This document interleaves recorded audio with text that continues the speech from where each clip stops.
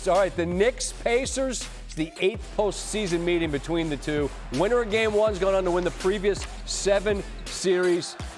First half, Indiana didn't blink as Tyrese Halliburton hits the 3. Pacers up by 3, and then this was big. We said at the time, Isaiah Hartenstein got his steps right. Nobody made a move left or right. Let her fly. That's why you shoot before the end of a quarter in the NBA, because you might make a shot that really matters. My God, how hard is this? All right, the second half. What a game. All down the lane. Miles Turner turned away. On the other end, Dante DiVincenzo. Star child of the building. There's a lot of New York royalty around the court this evening. What a game for T.J. McConnell. He is impacting it significantly. Pacers up 1, and then Obi Toppin back in his former building. That's in a real game. This ain't in Rucker. It's the Garden. It's the playoffs. That was nasty. And then a buzzer beater before the end of the third quarter. Huge 3 from Turner. And the Pacers carry a 5-point lead into the last dozen minutes. Fourth quarter was just haymakers, back and forth. Little Euro step down the lane for Brunson, no. Great rebound for Mitchell Robinson. And it's Hart, part of this Villanova stronghold in New York. Speaking of, DiVincenzo hits the 3. Knicks within 1. Aaron Nesmith down the lane, drops the hammer.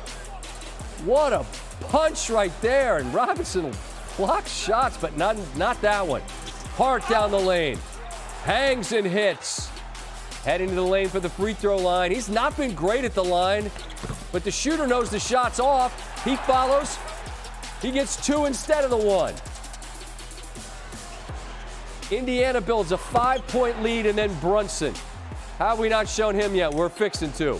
Down 2. Game's tied. Off the turnover. OG Anunoby, don't know how he stays in bounds. He's flying to the rim. He drops that. Got some Yankees in the building, cheering them on. And they're going to roar for Brunson. Again, Brunson and the Knicks leading. On the other end, right back at you, Pascal Siakam. Tie ball game. Pacers won't go away either. What a drive and a bucket there from Andrew Nembhard. Pacers now lead. Key sequence here, they call a kick. Nesmith said it hit his hand, which it did, but you can't challenge that. Why? Because it's stupid. Dante, all 3 of these. He hits the monster 3. The Knicks now lead by 3. It's a 1-point game. That screen is set 100 times in a game. Maybe it's moving every time, but you don't call it. Does Dante sell it? He absolutely does. My guy Legg said there aren't words strong enough to say how bad a call that is. Free throws made.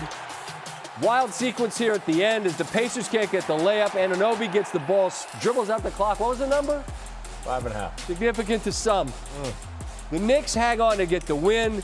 The last 2 minutes of ball game, I'm just going to say the officials did not drape themselves in glory. Brunson now has a streak of 40-plus point games, which is tied for the second longest in the history of the NBA, alongside Michael Jordan and New York royalty Bernard King. Jerry West's record of 6 could be in jeopardy. West did it in all 6 games of the 65 divisional finals against the Washington Bullets. Meanwhile, Coach Tibbs on surviving this rugged Game 1 and coming out on the other side with a dub. The bottom line is this, is just whatever we have to do at the end, find a way to win. And so whether it's taking a charge, diving on the floor, coming up with a loose ball, getting a deflection, getting a block shot, then pushing it up the floor, and obviously it was a choppy game for us. So we got to clean things up. Yeah, I don't want to talk about the officiating. We're not expecting to get calls in here. This is New York's pattern. As the game goes on, they get stronger with rebounding and they crash harder and harder. And so, we talked about it coming in. It's something that is a major factor. Chiney Ogwumike joins us now, and if I've learned anything in the last month and a half, it's let's not overreact to a call at the end of a game, because I came on here going wild after Iowa-UConn about a call I said was wrong, and it wasn't wrong. It was right. I learned that after the game, but I'm going to ask you, Chiney, the call on Turner there for an illegal screen. I saw a few angles of it, and I feel like if it's moving, okay, cool, but you could call that 25 times a game. What was your view of that call? First of all, it's great to chat with you, Scott. You said we're fixing two in the highlight, and the Texas girl in me felt right at home. To answer your question, don't find me, Adam Silver. I do not think that moving screen was a moving screen at all. I thought it was a fair basketball play. Miles Turner, he was coming in hot with speed, but he slowed down enough to look like he got set. But Dante DiVincenzo, I mean, give him an award for acting. It's beautiful. And to add insult to injury, the kickball call, which could not be challenged, turned into a New York Knicks 3. So the Pacers really felt that the basketball gods of Spalding and Wilson were not on their side down the stretch. And it tends to always benefit in playoff circumstances that we're seeing this postseason, the home team. And I thought it was ironic because Dante earlier in the game was whooping about a flop on the other side. He certainly sold that call, but they got it in the home crowd and the home team benefits. Brunson's performances continue to be just staggering. It's 40-plus again, 21 in the absolute most critical times, the last dozen minutes of the game. As you watch his performances, what do you feel is the key to his ability to continue to deliver, particularly when you know he is 90% of the offense, seemingly? Thank you. What do I feel? I feel constantly goosebumps from his game. Jalen Brunson is the star that New York has been waiting for. He embodies the city to a T, a city where you hustle, where you grind your way to the top, where you wait for your moment, and then you take it, you snatch it. And now New York has taken game one. New York is where you are baptized by fire, and now he's blessing the game. But you know why and how he's doing it? Because he does not cheat the game. Do you know what it takes to be 6'2" and average 36 points per game in the postseason? No. It takes a lifetime of perfecting your craft. And this was on full display in the fourth quarter, where he dropped 21 points, the most in a playoff game, I think, by a Knick in 25 years. He got to his spots, the elbows where he was killer.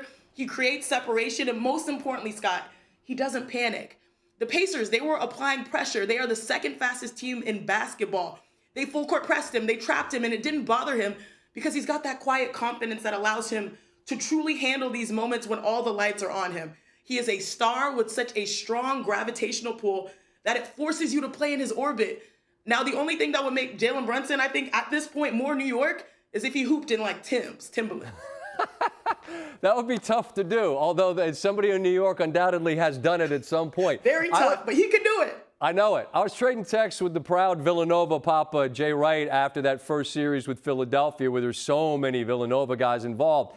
And I'm talking about Brunson doing all this work. Let's give a nod to the other Nova Knicks tonight, because Josh and Dante both contributed for almost 50 combined. How critical is that moving forward? Because you can't put it all on the shoulders of Brunson. Yeah, it's huge because, you know, this squad, this Brunson's team is really balanced by belief. Jalen, Dante DiVincenzo, Josh Hart, they believe in each other more than anything else, and that is valuable. Gone are the days of big threes and Hall of Famers. The Nova Knicks show you that cohesion and chemistry works to get you wins. They scored 33 of the 39 fourth quarter points. They're winning despite maxing out minutes. They're winning despite being outscored 46-3 in bench points. They are a band of brothers, and it is beautiful basketball.